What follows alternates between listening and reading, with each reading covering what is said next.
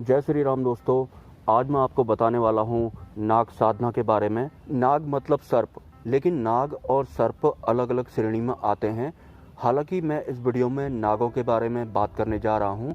जैसा कि आपको पता होगा कि भगवान भोलेनाथ के गले में नागराज वासुकी विराजित रहते हैं और विष्णु जी के साथ शेषनाग विराजित रहते हैं। हालांकि एक आम इंसान को नाग से या सर्प से बहुत भय लगता है, लेकिन वास्तव में जो नाग होते हैं वो देवता तुल्य होते हैं।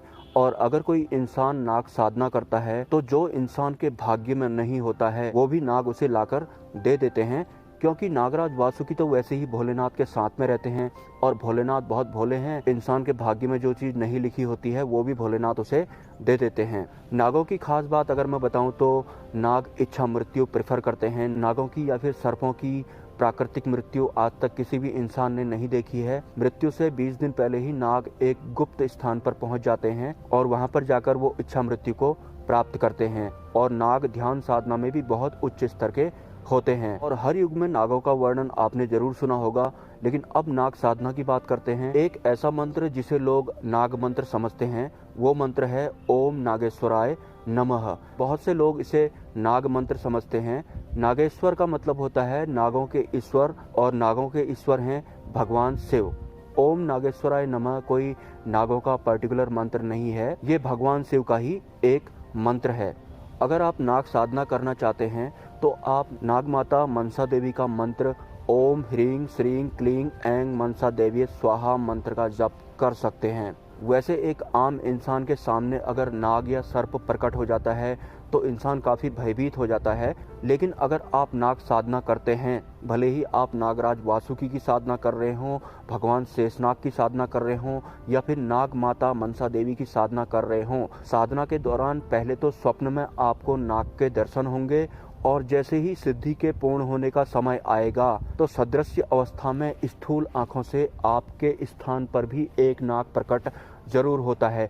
तो ऐसा नहीं कि साधना से पहले तो आप नागों से बहुत प्रेम करते हैं और सिद्धि पूर्ण होने के समय जब नाग आपके सामने में आकर खड़े हो जाते हैं, आपके शरीर पर बैठ जाते हैं या फिर आपके रूम पे आ जाते हैं, आपके मंदिर पे आ जाते हैं, तो आपको भयभीत नहीं होना है। साधना के दौरान नागों का स्थूल रूप में आपके स्थान पर आना एक तरह से आपकी सिद्धि का सर्टिफिकेट है या फिर यूट्यूब का एक तरह से प्ले बटन आपके पास आया हुआ है। लेकिन बहुत सारे लोग नाग अगर उनके स्थान पर सदृश्य दिखाई पड़ता है तो वो डर जाते हैं। भले ही नाग देवता या फिर उनके कोई गण अगर आपके घर पे स्थान पर सदृश्य आ गए हैं तो आपको डरना बिल्कुल भी नहीं है, वो आपको बिल्कुल भी कुछ नहीं करेंगे।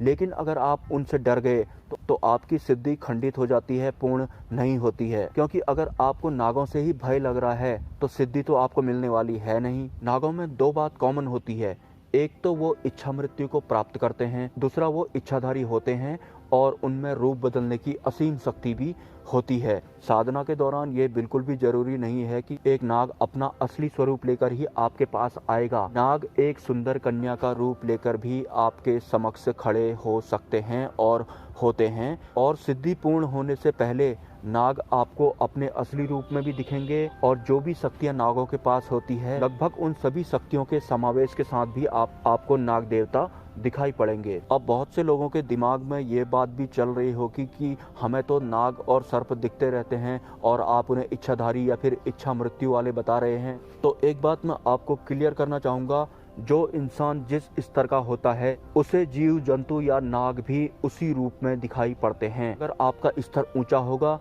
तो नाग भी आपको आपके स्तर के हिसाब से ही दिखाई पड़ेंगे। अगर आपका स्तर नीचा होगा, मतलब खाऊं पीऊं ऐश करूं वाला टाइप का होगा, तो नाग या सांप आपके लिए सिंपल से एक जीव जंतु से ज़्यादा कुछ नहीं है। तो सिद्धि प्राप्त होने से पहले भले ही आप नाग सिद्धि करते हो या फिर किसी अन्य दिव्य शक्ति द्वारा सिद्धि प्राप्त करने की कोशिश करते हो, तो सबसे पहले उस शक्ति द्वारा आपकी जो भी मलिनताएं हैं वो दूर की जाती हैं, ताकि आपका जो स्तर है ऊंचा हो और आप उन सिद्धियों के लेवल में खड़े हो जाएं, उन्हें प्राप्त करें।